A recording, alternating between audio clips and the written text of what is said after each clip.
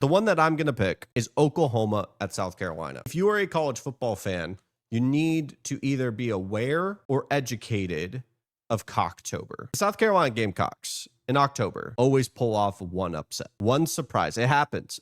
Trust me, it just happens. This is where they shine. They host Oklahoma. Oklahoma comes in limping after being battered and bruised in the Red River rivalry. A lot of people may think of it as a bounce back spot. We don't know if John Mateer, especially playing an entire football game, maybe that prolonged how much his recovery time is. And do we really feel like we know outside of John Mateer heroics what their identity is? And you're about to have to go on the road against a South Carolina team that's desperate for an upset and try to figure out your identity?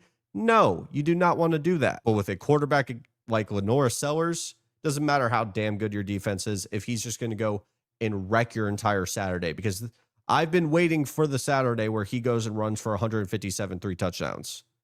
I wonder when their offensive coordinator just kind of pulls the plug on having him be a drop back passer and we just have to let it rip. And it could be this game against Oklahoma, because there's nothing that schematically Brent Venables could prepare for to handle a Lenore Sellers breaking off 3 tackles and running for 60 yards down the right sideline. There's nothing you could prepare for that. Weird things happen with South Carolina in October, man.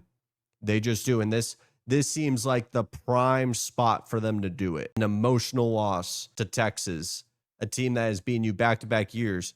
You cannot walk into this game lethargically or they will get you. And so I really do think my pick here, especially knowing that Texas found success running the football, that's the last kind of ingredient that you want to give to a South Carolina team that will run QB power to the right side 3 times in a row. They'll run the football. And if they find success doing it, they're going to do it until they win that football game. And, Trey Wisner and Arch Manning found just enough success to do it. Or maybe Oklahoma flew a little bit too close to the sun. And it's time for them to kind of get their reality check as they stumble into the back half of their schedule. And I think that might be more likely. I don't see them as a college football playoff lock just because their offensive identity is too reliant on the heroics of the quarterback. Very similar to South Carolina last year with Sellers. The heroics of the quarterback is not an identity that you want to live and die by, because more times than not, you may end up dying by it. So that is going to be my upset pick of the week.